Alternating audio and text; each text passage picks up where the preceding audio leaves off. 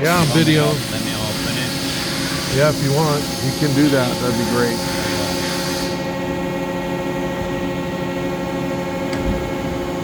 Yeah, you can see the part catcher come up. Okay. And the part will eject. And the what? The part is going to eject it because it has an ejector in the sub spindle. Okay.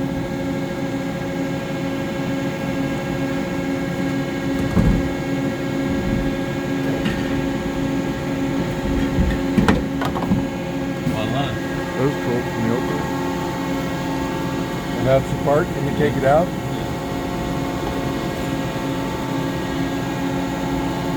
Going up. Wow, it did all that stuff. So you got the front main spindle, sub spindle. So that right there was sub spindle work? Yeah. Where it did the back of it? Yep. That's cool. All right. Thank you.